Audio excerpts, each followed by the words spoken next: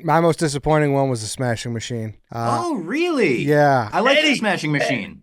I'm gonna hold my commentary because Smashing Machine's on another list of ours. Okay, we might be opposite. That's what I'm gathering here. Yeah. Wow. Hey guys, before we get going, I wanted to let you know that Mr. Pibb is back and it's bolder than ever. That's right, Mr. Pibb.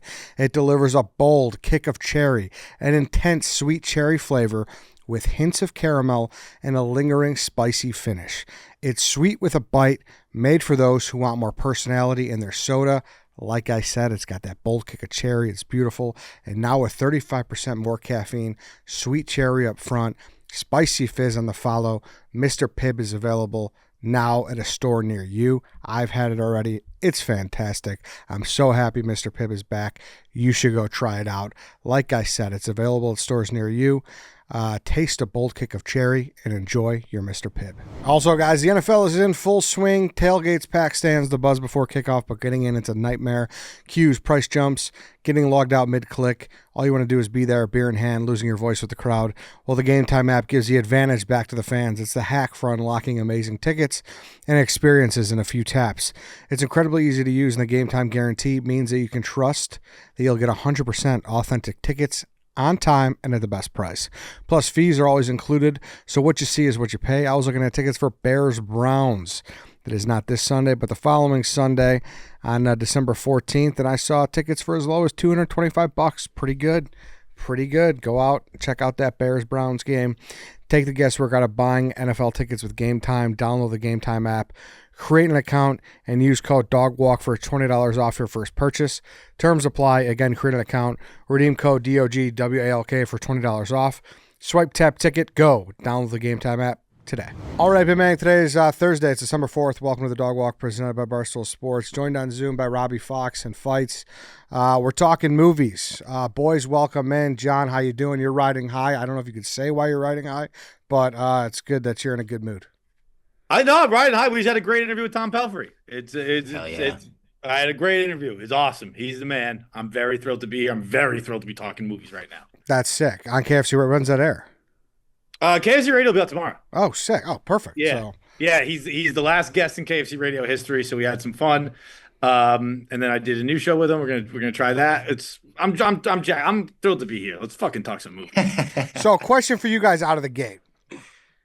Is it too early to be talking 2025 movies the first week of December? Should I have seen this thing out? Because my reason for doing this was, and it's a little cheating, we all got a pre-screener to Marty Supreme, which we're not going to spoil it. We'll talk about it. We'll dance around it. But there's really nothing I'm looking forward to. Do you feel that way? Same way, Robbie? I still have movies, to be honest, like that I haven't seen that I Okay. feel like I have to almost like I have to see them to conclude my year in movies. But I like there's a handful. There's maybe 5 movies out there where I'm like, I have to see this. But I think it's fair game to do a year in movie podcast. Like I don't think my top 5 is going to change very much. Agreed. John, you feel that way? Wholeheartedly agreed. Like, obviously, Marty Supreme's left. The three of us have seen that one. I don't think there's anything else where I'm like, I really want to see that. There's something I want. I got fucking what's out right now. I still haven't seen Knives Out. I still haven't seen Eternity. I want to see both of those, but I don't think they're going to be in my top 5s. I think they Yeah. both I want to see Hamnet. That looks great. damn it, fucking right. Yeah. I really Yeah. want to see that this weekend. Yeah, because the only one I have that I know I'll see is Anaconda because it looks goofy as fuck. Anaconda looks that good. unbelievable. I think that Eddie. looks good too. Looks Yeah. great. does. I remember when I saw a poster for it in the theater, and it was just Rudd, Black, Anaconda, and I was like, "Are they remaking the J-Lo and fucking what's his Ice name? Cube. Angelina Jolie's Ice Cube, dad? yeah. John Ice Boy. Cube's in it as well. Yeah. But are they John Boy? Are they fucking remaking that? And that's what I thought of the poster, and then I saw the trailer, and I was like, "Never mind, that looks fantastic." Yeah.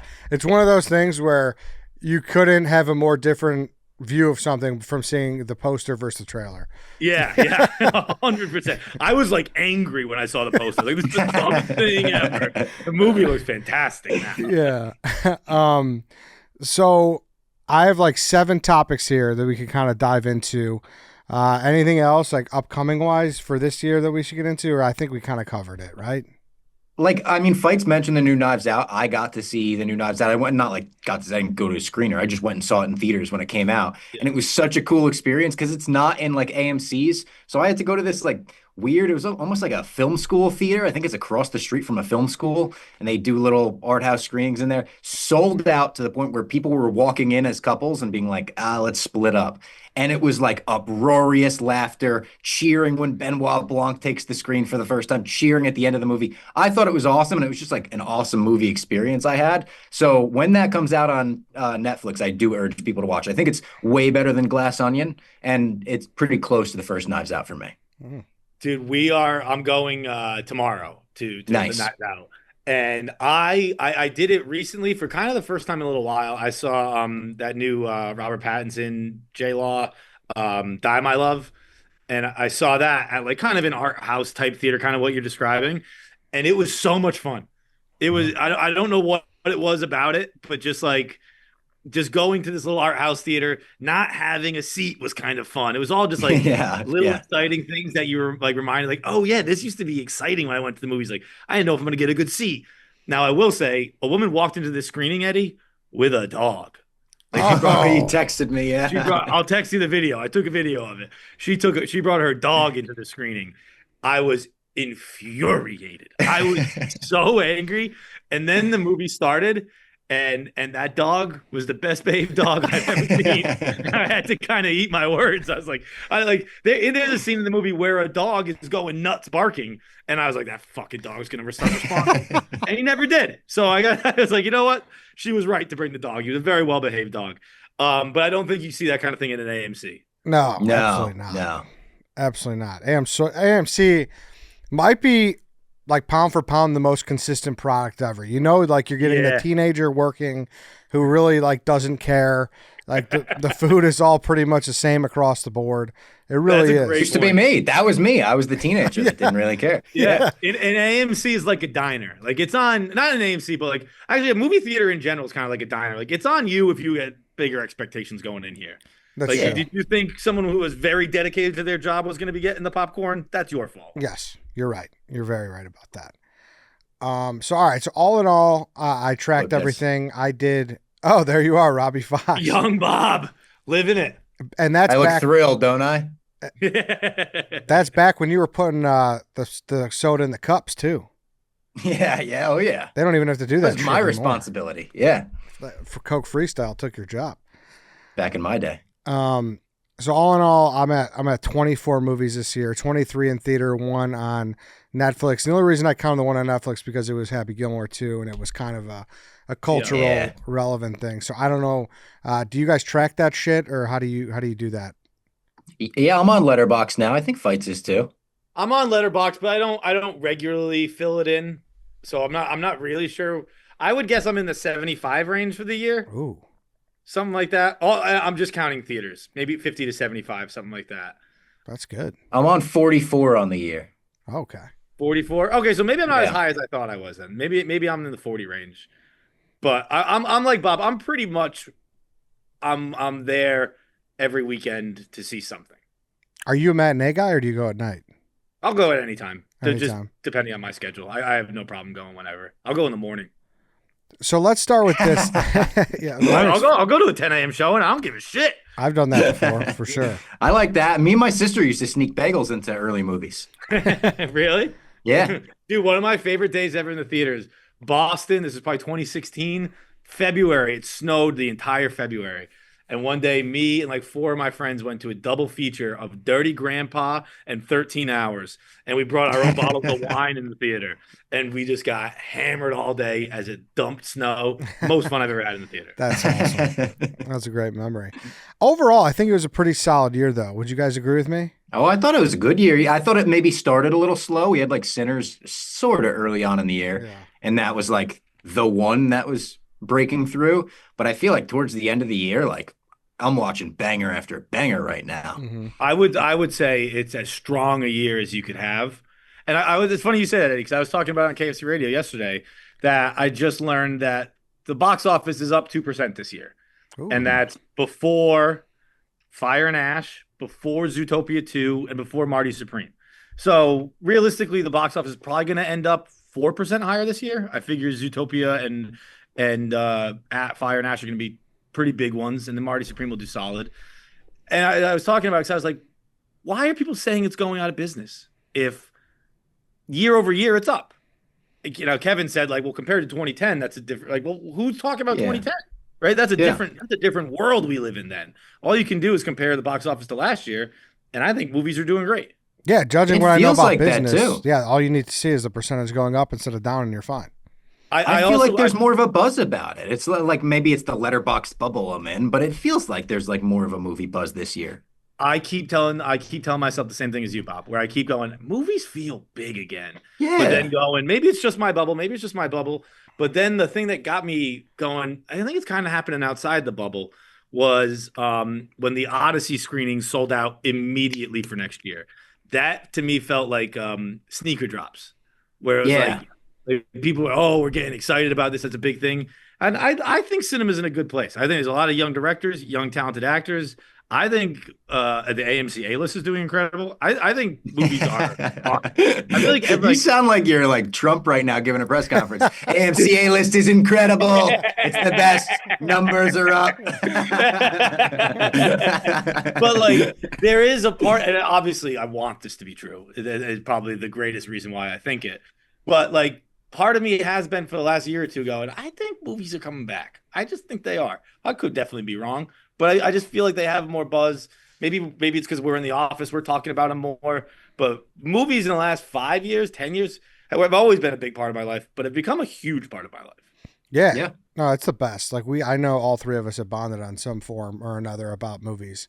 And I just want to go through so this is the top 10 grossing list of last year. It was Inside Out 2, Deadpool and Wolverine, Wicked, Moana 2, Despicable Me 4, Beetlejuice, Dune Part 2, Twisters, Mufasa, The Lion King, and Sonic the Hedgehog 3. So as you can tell, it's still all the franchises, the sequels, the remakes, whatever.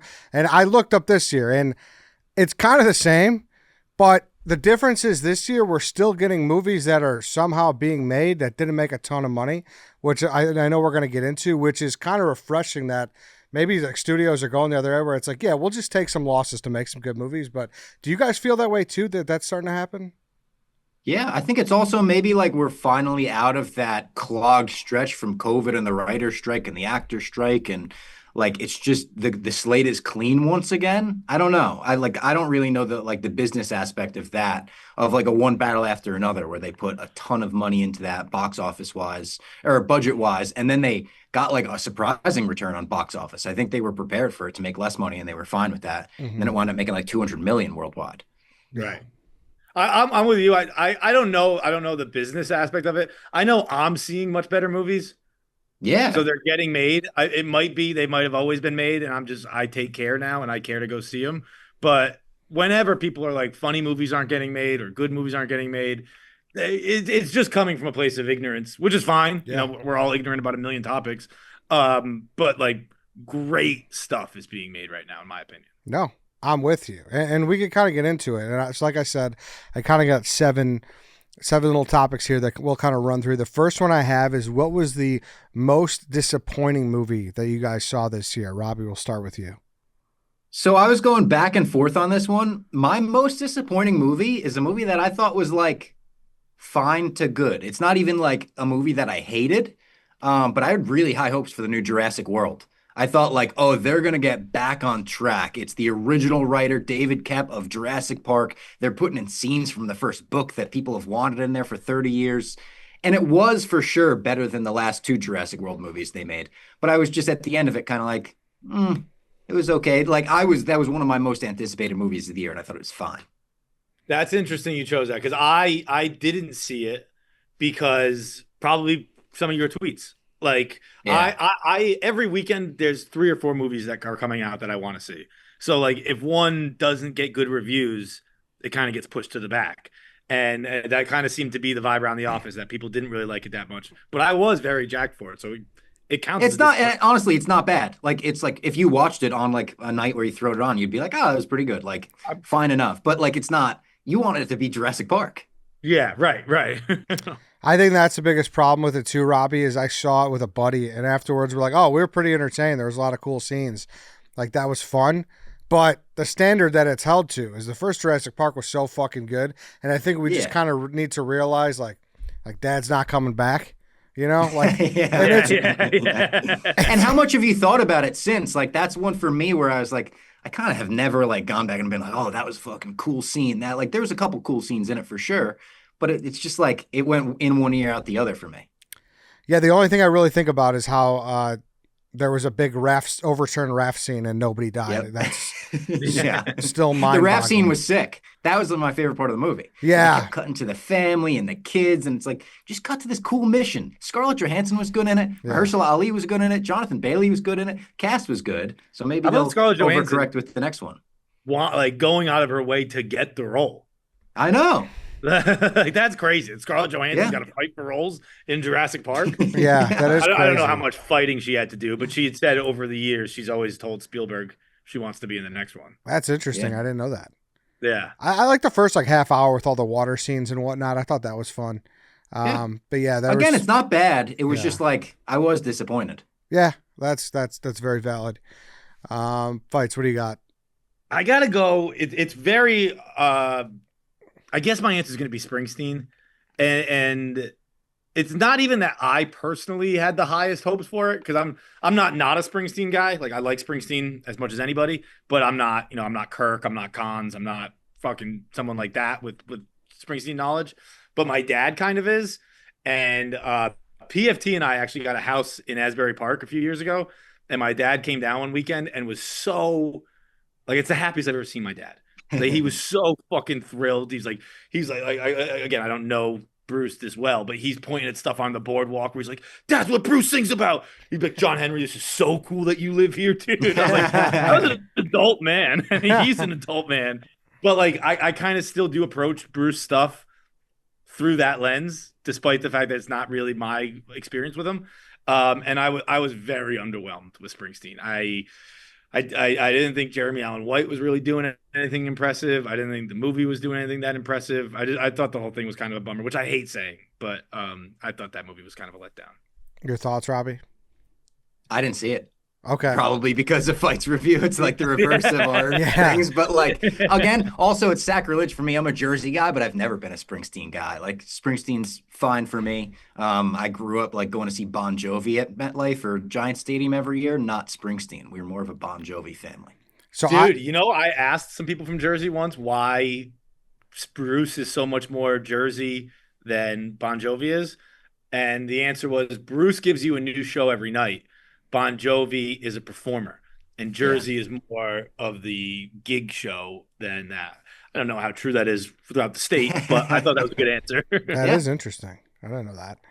I'm going to say my commentary because I have that movie on another part of my list. Oh, okay. Okay. Interesting. That's very interesting. It was Eddie's number one movie of the year. Yeah, I'm excited to hear this. My most disappointing one was The Smashing Machine. Oh, really? Yeah. I like The Smashing Machine.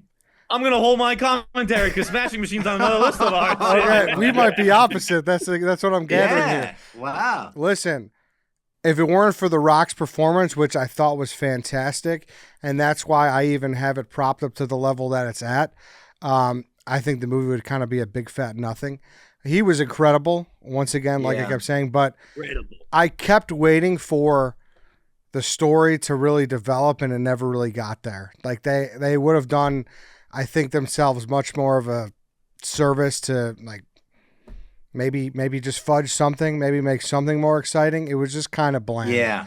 I approached it from a different angle because I knew the story going in, and I had seen the documentary before. So I like everything that happened, I was expecting, like there were points where I was like, are they going to dive her? Are they going to try to do the warrior thing and like try to match them up and everything? But I did really like it. I was always surprised that The Rock wanted to make the Mark Kerr story because that's what the story is. It's not like the most over the top. It's not he had a career like Conor McGregor. But I thought like the slice of lifeness of the movie and the performance obviously was awesome. But there was something like I saw a review that said there was something oddly like soothing about watching that movie, and I sort of agree. I completely agree with that. I'm gonna go the Eddie route. I'm gonna save my opinions. Yeah. But I completely agree with you, Bob, and Eddie, because I do think The Rock was fucking insane. Like Yeah. so good, dude. And especially right after I watched like a Mark Kerr interview because obviously I didn't know a ton about him. He nailed that. Yeah. Nailed. Yeah. It's like not really one great. of my favorites of the year, but like it's I did like it. I left very satisfied. I'm like I don't want to say I take pride in this because it's like he's a real guy, but like I remember this is back in like 2020 we did the overrated draft and I feel like I was early on being like I'm kind of out on The Rock, the actor The Rock, Mhm. never the wrestler The Rock. The wrestler The Rock is always the best, but I was kind of out on The Rock just for the actor wise, like he was just kind of doing So you large. were rooting against it. I no. This wasn't a fair review from Ed. No, this was like this made me happy for The Rock. This brought me back Okay. into The Rock. Like this, The All right. Rock needed this so much. I think so. I completely agree. I think Yeah. he's given some of the coolest quotes of his career about this movie. And I think I don't know how closely you follow that stuff, but like what he's been saying about this movie is like so inspiring and so cool, and maybe not all fully factual because I think he said like I'm only doing movies like this, and he's currently filming Jumanji 3. But it was still cool where he was like, I didn't realize how much I was gonna love this. This is where I want to go from now on. Yeah, that's awesome. Like And that's, he's losing 60 pounds for the next Benny Safdie movie where he's like, I'm all in on this. Like, let's do more. Like the fact that he's doubling down on that, I love. The Rock needed this, and I'm happy. I just wish the movie had more excitement to it, had a better storyline, better plot. It did feel like early in the year he was getting Oscar buzz, and now it feels like he might not. I would be surprised if he got a nomination almost. And I think he's like deserving of a nomination, to be honest. But it just doesn't feel like he's in the conversation. Agreed. They do 10 nominate. Is 10's just for picture, 5 for actor? Yeah. Do you mind? Is this going to throw us off schedule if we go through our who would your 5 be? I was thinking it's going to be Chalamet, obviously, for Marty. Right. It's going to be Leo for One Battle. Correct. I would probably put, I mean, we'll get into some of it, but I would probably put Jesse Plemons' Begonia up there. But I don't even think he's in the conversation for that. Really? I believe Ethan Hawke is being talked about for Blue Moon. Oh, I haven't seen that one. Haven't seen that one either. And then you've got Michael B. Jordan for Sinners, double performance possible. Yeah, no, you're right. There's a few that were up there for sure. Because I remember looking at the odds and Jesse Plemons was like not even on the board. I was like, what a year if he's not on the board for that. I think The Rock should have one, but I think Plemons should have one probably before The Rock. So do I have to see Begonia? Actually, I don't know. Honest to God, if you haven't seen it, yeah, you do, Eddie. You do have to see Begonia. I gotta see Begonia. Oh yeah, Begonia's great.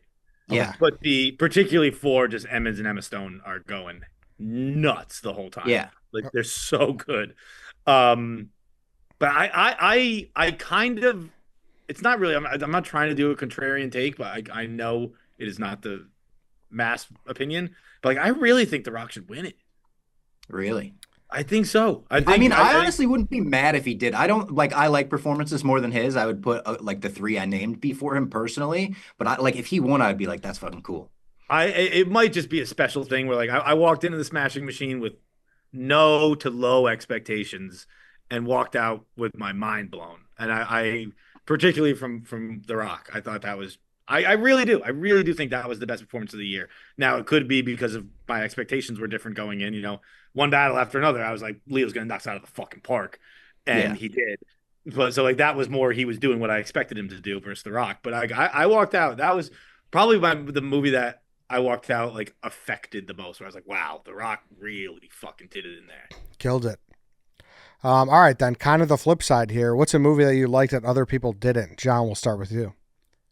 Movie I liked that other people didn't is a tough thing to answer because I think people who saw it liked it. I do think it was very underseen. The Ballad of Wallace Island is one of my favorites of the year. Yeah. I thought that movie was amazing. Incredible movie. I actually even forget the guys' names who are in it. It's got Carey Mulligan is in it, I think, right? And the guy, he's a British guy. He's really funny. He's in the new season of The Office. Tim K. He's unbelievable in it. Really, really great. I thought it's a fun kind of comedy, kind of rom-com a little bit.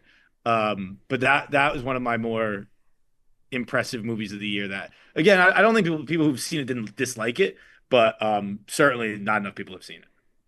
So good. No, So, haven't so, seen it so either. good. It was a Fight's recommendation he put me on to, and it's hysterical. It has a lot to do with like a band reforming, and I felt like there were a lot of hints of Oasis like thrown Yes. into the story where I was like, one day I'm going to use AI and reskin this as like me getting Oasis back together.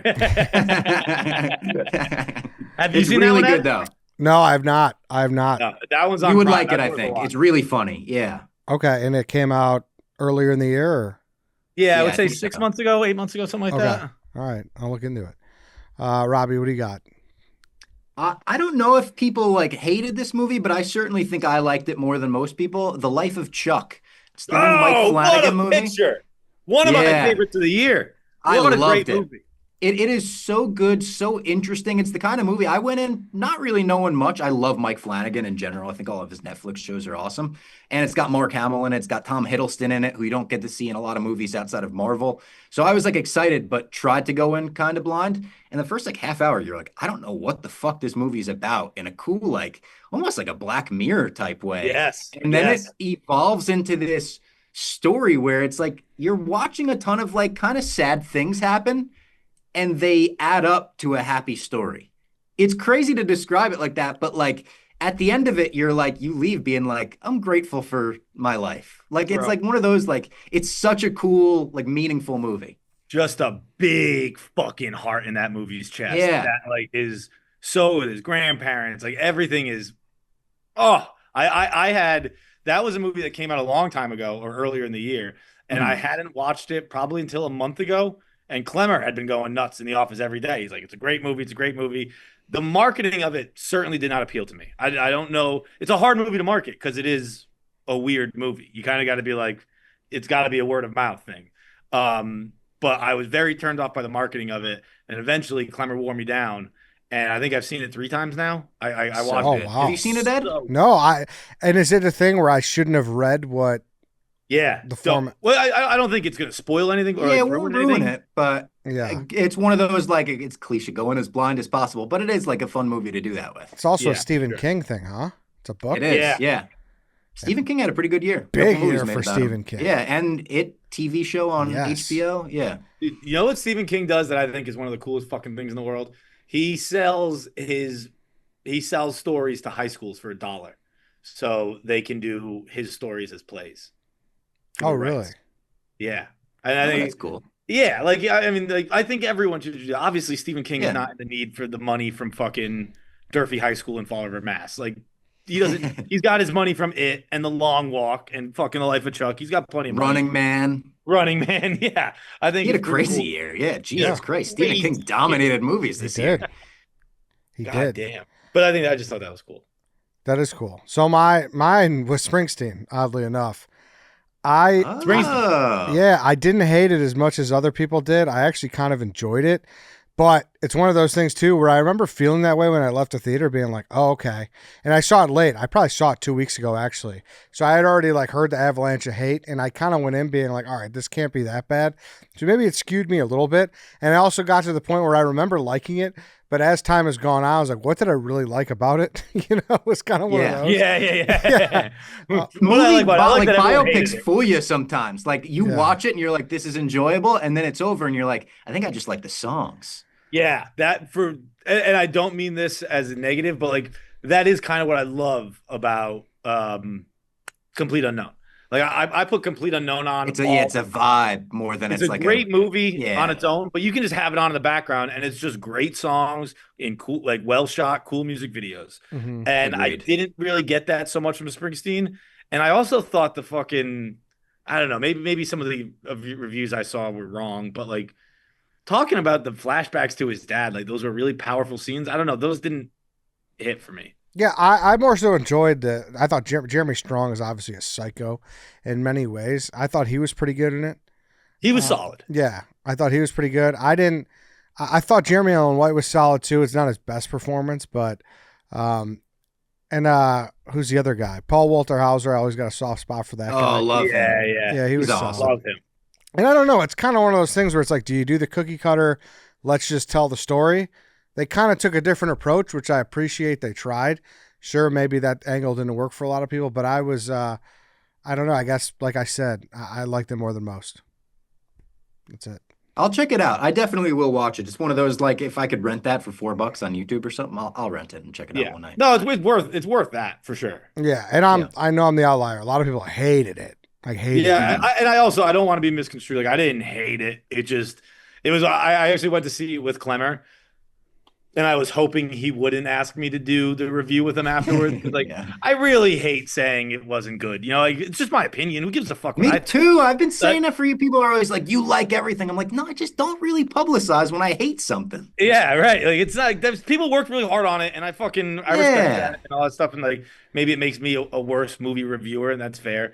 But I don't know. I don't like being like that. Fucking sucked. Everyone involved in it killed themselves. Like there's and maybe it's also be part of like being on around this stuff more. And Robbie's been doing the same. Where like you see how much goes into it from Totally. like from the people who are working that's the livelihood of hundreds of people, and you can apply the same thing to sports, and I get that, but for some reason I'm more reluctant to really shit on something, probably because we've tried, and Feels like when people put themselves out there, like the most yeah. heartbreaking thing is like when they get shit on for that.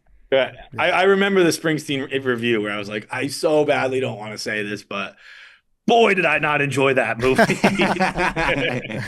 Hey, guys, let's pause to talk about Blue Chew. Guys, enter the room dick first. Blue Chew isn't just a tablet. It's a cheat code for your crotch. Stronger, harder, longer lasting, like someone gave your downstairs a pep talk and a gym membership. Blue Chew is the original brand offering chewable tablets for better sex. It's not sex. It's a superhero origin story. The Girthinator rises, coming near you. Guys, this isn't just about performance. This is about legacy or third legacy. Give her group chat something to talk about. You know when you lay it down, they're talking about how it gets up. Nothing makes you more of a legend than a little Blue Chew. Discover your options at BlueChew.com. And we've got a special deal for our listeners. As always, get your first month of Blue Chew free. Just use promo code DOGWALK at checkout and pay $5 for shipping. That's it. Join Blue Chew's mission to upgrade humanity one thrust at a time. Head to BlueChew.com for details and safety info. And a big thanks to Blue Chew for sponsoring the podcast. Stella Blue Coffee's new can lattes are here. They're crafted with 100% Colombian coffee. Each can delivers 190 milligrams of natural caffeine and is a good source of protein and comes in two smooth flavors, espresso cafe mocha and espresso sweet cream. Whether you're braving your morning commute or chasing your pup, Stella Blue cans are for those who always are on the go and for those who care. Stella Blue is more than just great coffee. It's about giving back. Big Cat named the brand after his rescue dog, Stella, who inspired our mission to help more dogs find their forever homes. Every purchase supports animal rescue organizations, so when you drink Stella Blue, you're not just fueling your day, you're saving a dog's life. Try the new cans today and fuel your holiday season. Taste the difference, make a difference. All new Stella Blue Coffee. Canned latte is now available at StellaBlueCoffee.com. My next category here is the biggest holy shit performance. Holy shit as in, whoa. That person fucking nailed that. That was crazy. Robbie, we'll start with you. I referenced the one I wrote down before. It's Jesse Plemons and Begonia for me. Because I love Jesse Plemons. Like, always have. Who doesn't? He's one of those guys. He shows up in a movie, you know he's going to elevate it. But I left Begonia being like, I think that was his best performance ever. Like, and it's a movie where Emma Stone could very easily also dominate it. And she's amazing in it as well. But like, he controls that movie. It was, I think someone in the office said it, maybe Clemmer, like they sell you on an Emma Stone movie, but it's really a Jesse Plemons movie, like at its core. He's amazing. If I were to go with one other one, I would actually say Josh O'Connor in the new Knives Out, Wake Up Dead Man. He is, and I like Josh O'Connor too. I didn't realize he's going to be like my new Timothée Chalamet, I think, where I fell in love with him in Knives Out. And I was like, I think this guy could play everything. Kevin Smith jokes that he cast Ben Affleck as the shark from Jaws. Only Challengers. Okay, so that's all I've seen too. Okay, good. Yeah, I was gonna say, like, I was like, holy shit, he's so likable in this movie. He's my favorite of the three. Like, we've Ana de Armas in Knives Out, Janelle Monáe and Glass Onion, and then he's kind of like Benoit Blanc's sidekick in this one. Yeah. He's my favorite of the three, like Knives Out protagonists. He's amazing. Clemmer said he's like, I understand religion now because of Josh O'Connor in this movie. He plays a priest, right? Yeah. Yeah, okay. I thought that was Clement just found God. He's just like, it was biblical. Who do you got, John? I'm trying to think because The Rock, certainly a fair answer to give here. But I'm going to go Joaquin Phoenix in Eddington. I thought Eddington, one of the more Not underrated again, because I think it's properly rated. I think everyone who's seen it loved it. But Eddington for me was it actually it's not number one. One Battle's number one, but it's number two. Eddington's right there for me. I thought that movie was amazing, amazing. Particularly the first hour, I thought was such a great recap of COVID and just what that time was like. And it didn't really get political. It got political because it was a very political time, but like I don't think it made one side look better than the other. Like I think both sides looked fucking nuts. And you could be watching it going like, oof, I said some shit like that. And I thought that was such a cool experience to get that 1 hour of like almost like a look back through history. And then 1 hour where it's just an amazing action movie. And then in the end, you get to see Joaquin's dick. He's got a great dick on him too. So, He's a beast, man. He knocked it out of the park, all 3 acts. He's really fucking good in that movie. Yeah, he's really, really good. And I think partly too is because he's playing a character who I would say I differ with as far as opinions like that go. But the whole time I was like, I get it, bro. You know, I get what you're saying. I don't Pedro Pascal. Yeah, I get like why you're acting the way you're acting. I understood it. I thought it was really, really, really a great character and a really great movie. Mm-hmm. Mine we already talked about as well. Michael B. Jordan. I mean, going double cast right there. Yeah, was pretty fucking awesome. And flawlessly. Yeah. Not for a second are you like, this is not. They're not pulling that off right. He's not looking at the right eye line there. It's like The Parent Trap times a billion. Yeah, I will say that I have never been a Michael B. Jordan guy. Never hated him, but just like I don't think he's amazing. Watch your mouth. Actor. And this was the first time where I went, this is what people are talking about. I see it now here.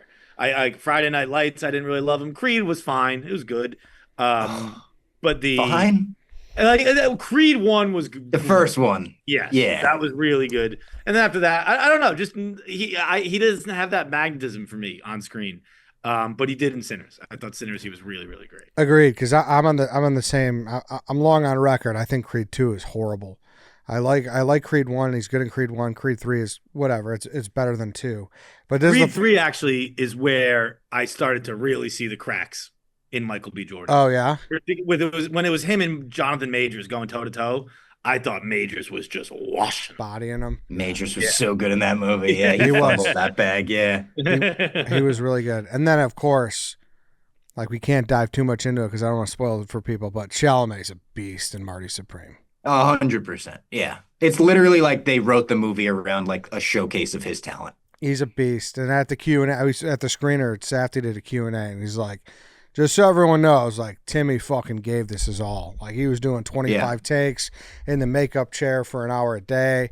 Like he gave it his all. Fucked up his eyes because he was wearing contacts to make his eyes more beady that were like miscorrecting his eyesight. So he was wearing real glasses on top of that. And he said for like a couple weeks after they stopped filming, it was just like warped double vision. And he was like, this might be permanent.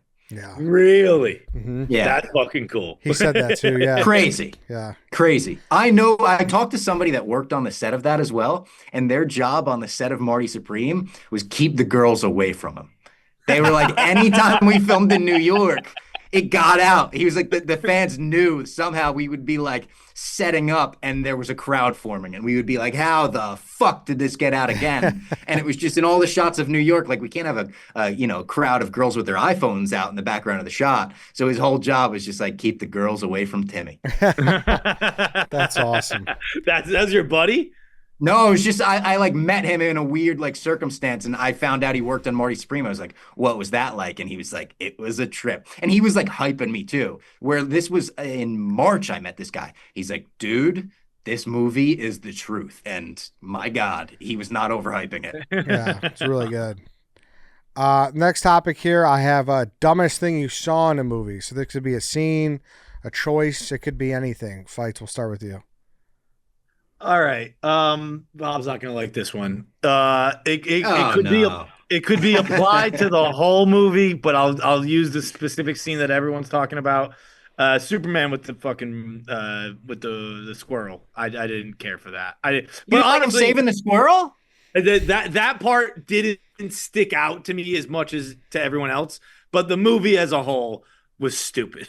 And I thought you were going to say the dogs. We left the movie. What? You were jacked up. I thought you were going to say too much dog because I remember you leaving the movie being like that was way too much dog. Too much the dog. Squirrel scene was that was sure. one of the best scenes of 2025. And Save the Squirrel, that's Superman. That's our friendly neighborhood Boy Scout. I understand that like my dislike of that scene is due to my ignorance of understanding the character of Superman. Ignorance is right. But I was really I liked that movie because I liked the experience I had with you guys. Like I had fun going with you guys and enjoying it. But the more I've thought on that movie, I really did not enjoy it. And I just didn't think I know it's my ignorance as who Superman is, but I was just he lost every fight, Ed. He's Superman. He lost every fight he was in. The criticism of every superhero or every Superman movie before this was he wins every fight. They're like, he wins every fight. Eventually, we're going to have to see this motherfucker lose. Yeah. But like, particularly with the intro of that movie where it was like, 3 hours ago, Superman lost his first fight ever. And you're like, all right, nice. We'll get to see him build back up and fucking start cracking heads. And then it's like, and now he's going to lose 5 more. It's just him. Even like when he beats even the thing he beats, kind of in the midway point of the movie, like only because the terrific team, what is it? Mr. Terrific? Oh, Mr. Terrific. Yeah. It's only because like that crew shows up and he wins. If they didn't show up, he'd have lost that fight too. It's like, dude, well, it's because that fight, this is the Superman thing though. That fight, he's more concerned with saving people and saving the beast than he is even killing it. And they show up and they're like, the fuck is this Boy Scout doing? Let's kill this thing. Yeah. But that's fair. That's fair. The squirrel scene, that's crazy to bring up. That's cinema. Robbie, what do you got? This was so instantaneously in my brain when you said the dumbest thing you've seen in a movie this year. It was the third act in general of Happy Gilmore 2. When they do this stupid live golf bullshit and it becomes an amusement park and it's like a scene out of Wipeout. Oh my God. I watched it like, I don't think I hate watched anything that much all year. I watched Happy Gilmore 2 and I really enjoyed like the first hour and a half. It was fun. And then I kind of zoned out and was kind of playing on my phone and looked up and like happy and like fucking Bad Bunny were on a green that was also a seesaw. And I was like, what the fuck happened in the last half hour? How did we get here? It dove off a cliff once they did the like live golf parody. And I love Benny Safdie, but oh my God, I hated his character in that too. Anytime he showed up on screen, I was like, Jesus, give me Bad Bunny. Please, for the love of God, give me more Bad Bunny. You want to know something fun? We did some auditions around the office for this movie. And I auditioned for the role that what's his name ended up getting, the wrestler. Oh, MJF. So I auditioned for that role, and then there were other people whose names I won't say auditioned for Country Club Waiter. And then when the movie came out, they were like, Travis Kelce got my role? Like, why are you even fucking bringing this to me, dude? Like, that's hilarious. Like you said, though, the first hour of that movie is actually like not horrific. And I think the last half hour drags it down to a level where the whole movie is, in fact, horrific. If it had ended a half hour earlier, I probably would have put that movie on 4 more times. Like since I've seen it, it just kind of popped it on. I made dinner or whatever. I haven't gone back to it. I would be surprised if I ever do. But I really liked the first hour and a half or so. It really was There's a good. Great the Arnold Palmer Jack Nicklaus joke where he orders a half iced tea, half lemonade. They go, Arnold Palmer. He goes, no, Jack Nicklaus, but I get that a lot. Oh, every time I'm like, oh, that's such a good joke. Good. I liked him like being in disguise, like playing around at a shitty mini course. Like there was it was all there was some cool stuff at the beginning. This was close to making mine. I don't know if anyone in here I don't know if anyone in here saw I Know What You Did Last Summer. No, I didn't. No, but that was one of those kind of what I'm talking about with Jurassic Park, where I was so excited to see it opening weekend. It got bad reviews and it ended up being like, I'll move it to the back of the list and never saw it. Yeah, the twist in the movie was one of the worst twists of all time. Like just an all-time. That makes me bad want to twist. see it. Yeah. That makes me want to see it right there. It's not even a crazy twist, Robbie. It's just when you see who the killer is, You're just like, yeah. it just makes no sense. I'm not gonna say it in case anyone wants to go see out for themselves, find out for themselves, but it sucked. And then I have I don't know if you guys saw The Conjuring: Last Rites. Did not. No, I didn't see that one either, but I heard that was good. I've only Uh, seen the first one. That's the only Conjuring movie I've seen. it started strong, kind of similar to Happy Gilmore 2, and then the final scene it ends with like a spinning mirror instead of like a real like threat, like a demonic threat. Like, it's one of the dumbest things you'll ever see. It's just a mirror is spinning and everyone's freaking out. It was horrific. Oh, really? Yeah. Maybe I just saw that it did well at the box office, so I assumed it was good. Yeah, it did really good at the box office. Really good. Yeah. But that's disappointing. Yeah, it wasn't very You're good. a big horror guy, right, Ed? Big, yeah, big. Yeah. So I'm a little tougher on that, I guess you could say. But yeah, I didn't. Very disappointed in both those movies for sure. And then the last thing before we do a bottom three and the top three is the movie more people should have seen. So maybe it didn't do that great. Maybe talking to people, you have found that not many people have seen it. What do you got for this, Robbie? I think a lot of people like in our bubble have seen this one because it's on a lot of, at least I follow a couple of the coworkers in the office on Letterboxd, and it's on all of their lists. But anytime I recommend it to someone outside of Barstool, they've never heard of it. Black Bag, which came out earlier in the year. I really love Black Bag. It's still pretty high up on my list. I think it's still top 10 for me on the year. Michael Fassbender movie. And it's just like a very simple concept. Like the elevator pitch is there's a team of spies. One of them is a mole. And now there's been someone set to investigate his own team, including his wife. And it's like, let's find out which one's the mole. And it's just a fun movie. It's like a very good date night watch. It's got good tense scenes in it, great acting in it. I kind of liked everything about Black Bag. It's kind of like right up my alley. Easy watch. Another one of those that I think just came out too early, maybe. Yeah. But yeah, it was good. John, what do you got? I'm kind of scrambling right now. Sorry, No, I'll because go. Yeah. Okay, good. Are you good? Yeah, I'll go. It's fine. I have two, so I'm cheating again, but I'll see anything Aronofsky makes. It's not like his other stuff, but I thought Caught Stealing was good. It didn't make money at the box office, I believe. I'm sure you guys have both seen it. And I loved it. Yeah, I thought it was awesome. I loved it. And That's actually one I missed. Oh, you did? Oh, dude. I missed that one, yeah. I feel like you would fucking love that. Don't you think you'd like I that, agree. Robbie? 100%. It's just like Austin Butler being an absolute movie star. Great New York movie too. The way they like use New York in it, almost in like a, it's a different era, but almost a Marty Supreme style, like chaotic New York movie. After Hours inspired, I'm sure. I loved Caught Stealing even more than Black Bag. Yeah, and it's not like I said, it's not the Aronofsky we're used to, where it's all just fucked up shit, like Wrestler, The Whale, Black Swan, Requiem for a Dream, but. It was cool. It's like maybe his most accessible movie. People use that term a lot. It's his most like popcorn movie. Yes, exactly. His most normal movie too, in a sense. Like totally.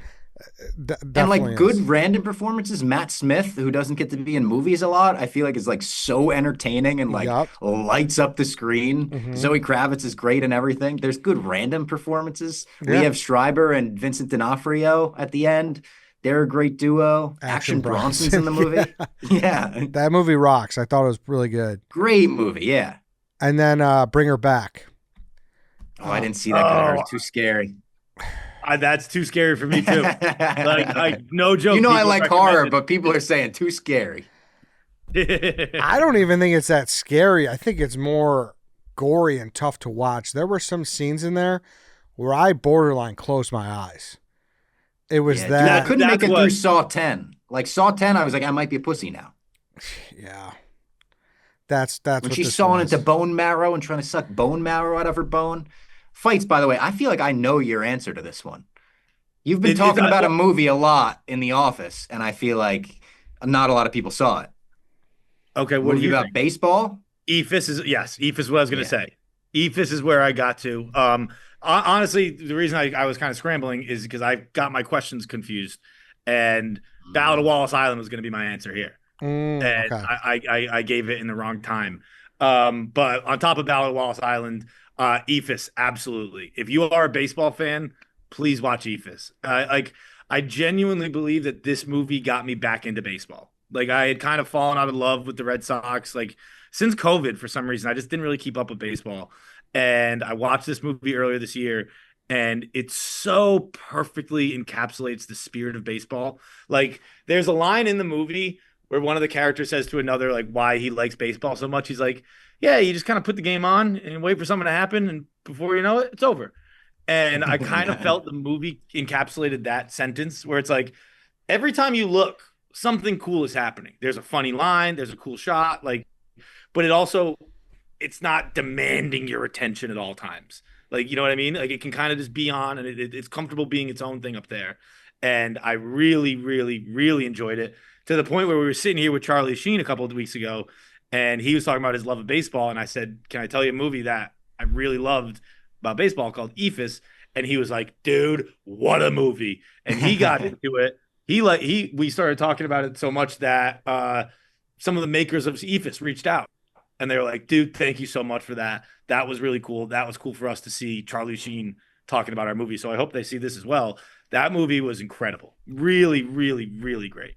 But Spaceman Bill Lee's got a cameo in it. He's kind of the old guy sitting on the bench. There's enough baseball minutia to it that I don't know. I really, really enjoyed it. Oh, you sold me. You sold me. I'm gonna go see this because and this is really like low budget. Owen just showed me it got nominated for an award. They made it under $1 million. They made this movie. Yeah, all on one. I don't think they ever leave the park. It's all the store. You've probably looked it up by now, but if someone listening, it's a men's league baseball team, and the field is being repurposed or rezoned, and they're not going to have their field anymore. So they're playing their last game ever, and it's just an hour and a half while these guys play their last fucking beer league game ever, and it's great. It's just so cool. The guy who shows up and he's like, I can get you 9 outs, and he's standing in the dugout and he does that stretch. He lets his leg up and smacks his foot, and he's like, now let's fucking go. None of that makes sense to anybody if you haven't seen the movie, but the guy who shows up later in the movie is like, I'll get you 9. I'm 50 years old, but I'll get you 9 right now. Damn, all right. It's honestly, I tried to write a screenplay when I was in high school. I was like, I'm going to be a fucking screenwriter. This is my thing. And my screenplay similarly was like just going to be about like kids playing their last street hockey game before they grow up. No way. That was my idea. Yeah, it was called Drop the Gloves. Bro, that's a great idea. I love that. Yeah. That's cool. It was like about trying to like find enough people to join the game. Like half the movie was going to be like roller skating house to house, trying to find people to play, and then the other half was going to be the game because they have girlfriends now. Exactly. Yeah, that kind of thing. Yeah, I love that. Yeah, That's sweet. Maybe we'll make it one day. Yeah, bro, put a pin in that. All right, then let's do bottom 5 now. Worst 5 movies you saw this year. If you don't have it handy, I can go. Robbie, you got it, yours? I got my list. Oh, yeah. I made a list. Yeah. You go, Bob. Should I go 5 to 1 or 1 to 5? 5 to 1. Okay. Honestly, my 5 and 4 aren't bad movies. Like I didn't watch a lot of bad movies this year. My 5 is a movie called Night Always Comes. It's a Vanessa Kirby movie on Netflix. It was just fine. It was the kind of movie I'll never think of ever again. Kind of a chaotic, almost like it wanted to be a Josh Safdie movie where it's like she's constantly making bad decisions over the course of a night to pay back debts or whatever. It's just, I'll never think about it ever again. It was fine.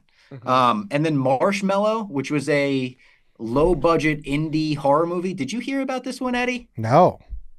I heard about Marshmallow because it has it was hyped as an amazing, crazy twist.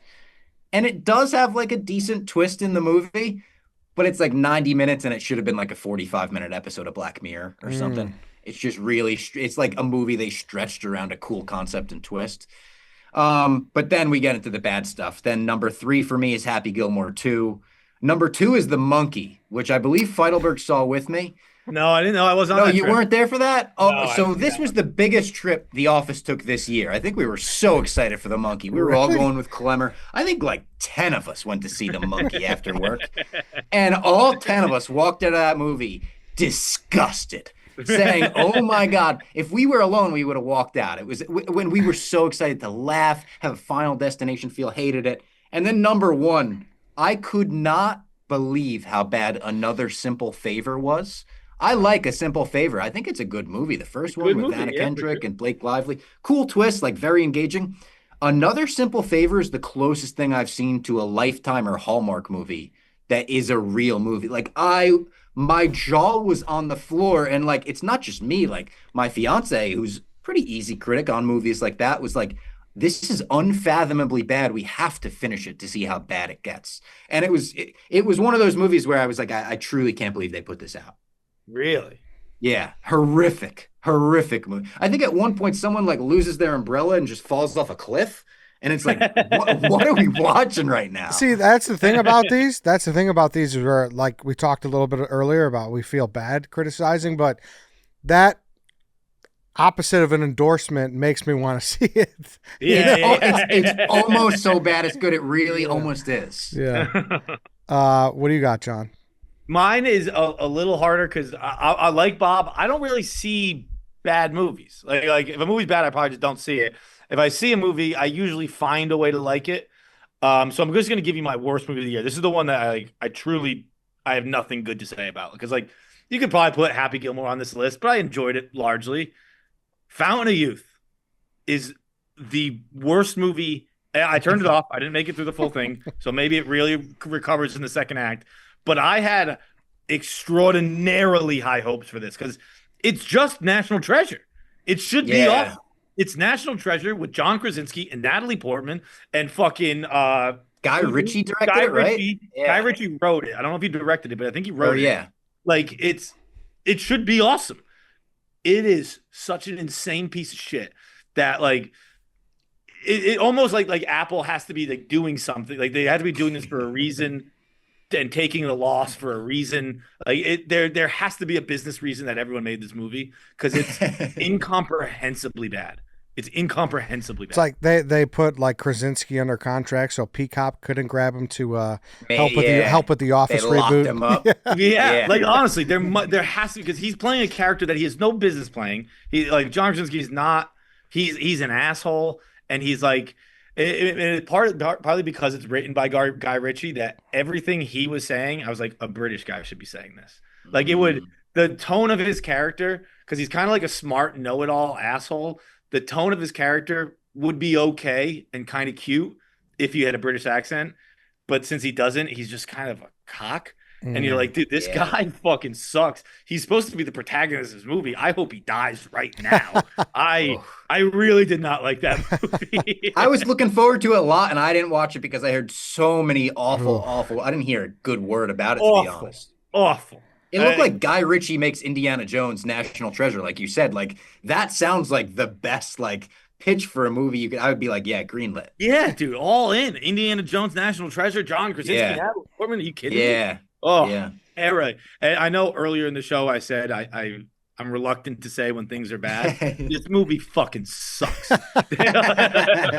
all have other good things they could hang their hat on. They could take a few stinkers. Yeah, right, exactly.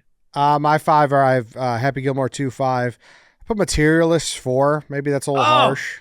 Eddie, I didn't hate it, but I was disappointed, Ed. I was. You loved it, I was really? Disappointed. I really, really enjoyed it. I don't know why, but like I thought Pedro Pascal was insane. That was like, I was watching that and going, well, that's a fucking movie star right there. Yeah. I didn't so much feel for Chris Evans, but I just really enjoyed it. Who wrote it? Chloe. Who wrote that? I don't know. Something not Chloe Strong? Zhao, right? No. Not Chloe Zhao. It's something Strong. Cece Strong? We'll look it up. Celine Strong? Whatever. It's something like that. And I walked out being like, I got to go see more of her movies. That was incredible. I like the first half of it a lot. And then when it went into like the phone call from her client, and then we're like, the rape got a little weird. That's where it got me. I was like, what happened to this movie? Yes. Like I was having a good time here. Yeah. No, that's fair. Then she goes to the girl's house, and I was like, what is going on? Everything about that, it threw me. That the movie was on a really good track for me, and then that kind of threw it off. Yeah. I thought largely, I love rom-coms, and I just feel like I haven't seen a good rom-com in a while. Yeah. And I thought that one was solid. Did you see Splitsville? Didn't care for it as much as people. I thought I was going to love it. I agree. I felt very similar about Splitsville and Materialist, where I thought it started pretty strong the first hour, and then it kind of like lost my interest. Can I tell you something that distracted me throughout watching Splitsville? I was like, What? is this guy's real cock or not?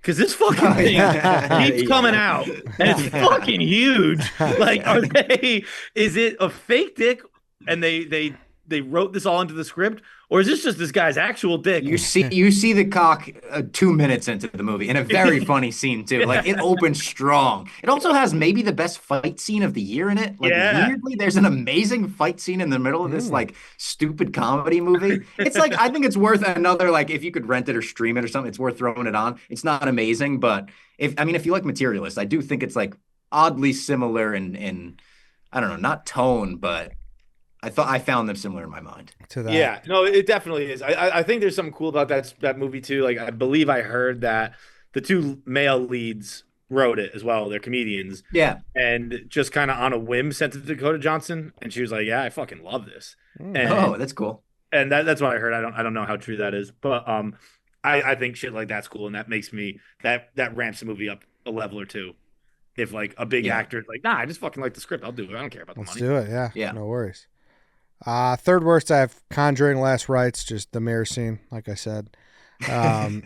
Second worst, I don't know how John's going to feel about it, but I really dislike the Karate Kid movie.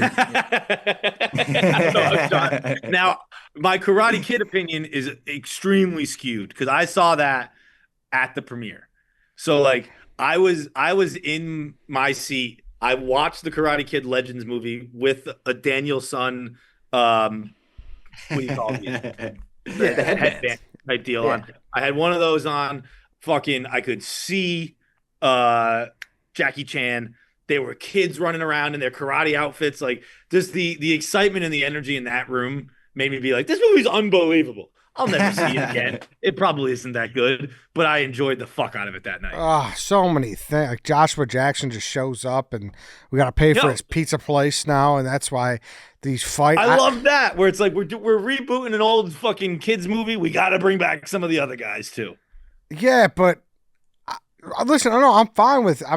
Of course, I want all the Machio, but then the way they slid him and Jackie Chan in was weird. It's almost like they had two directions for a movie, and then I don't know, the way they marketed it. This is already the most serious discussion about the Karate Kid Reborn Legends, whatever it's called, that there's ever been. I wanted it to be good. And then my worst is I Know What You Did Last Summer. It was dog shit. It was yeah. This and I got to see the mirror scene now. I'm like, I got to see this mirror scene. Oh, like, I want you guys to watch The Conjuring Last Rites just for the mirror scene. Like, you might start laughing when they do it. I hope I do. All right, last thing we'll do here is top 5. Robbie, we'll start with you. All right, so my 5 is Wake Up Dead Man. Loved the new Knives Out. Broke into the top 5 last minute. Now, I do have like Knives Out, Rian Johnson bias. I'm a huge Rian Johnson fan. Love, like, the first Knives Out, I think is like an all-timer movie for me. So a little bias there. Marty Supreme, number 4 for me, and I really couldn't decide. So Marty Supreme is 4, One Battle After Another is 3. That could very easily flip. Like, the next time I see Marty, I might jump it over One Battle. Number 2 is Weapons. Fucking loved Weapons. It felt like the most blown away I was by a movie all year, or I left the theater just like jacked up, immediately texted Eddie, like, we got to talk about this. Yeah. And my number 1 is the squirrel scene from Superman. It is in fact Superman. Now listen, it's biased, and I know for a fact, like, in my mind, I'm not even like Superman was the best movie of the year. It's just my favorite. It's a movie that I'm going to rewatch 25 times. I'm already throwing it on in the background while I'm working. I'm throwing it on planes. It's a movie I'll like show to my kids to be like, this is Superman. He saves squirrels. Like, it'll, that kind of thing. So Superman is my number 1. Hell yeah. Valid. Fuck, if I'd known that, I would have given a different answer. No. Listen, Feitelberg, this is actually a running thing. Feitelberg kind of hates my favorite movies. I was like, Feitelberg, this year, I was like, check out Almost Famous, like maybe my favorite movie. Came back, hated it. I really didn't like. I don't know why about what it was about Almost Famous. I've been so sure that I'm the one who's wrong. I've watched it probably 3 times now. And no, like, really? Dude, stop watching it. When I do that, when I think I might, when I'm like, all right, people I trust say this, so like I'll go back and I'll watch it with some new set of eyes. Almost Famous and Barbie are the 2 I really went back and I was like, you got to be wrong about this. And those are the 2 I've really stuck to my guns on. What do you got, John? Okay, I'm gonna go in reverse order as Bob. I'm gonna go one battle after another. Two, Eddington. Those are the top two. Those are on their own tier. After that, those two are so far and above to me. They're masterpieces. From there, I will go 3, Weapons. 4, Life of Chuck. 5, Ballad of Wallace Island.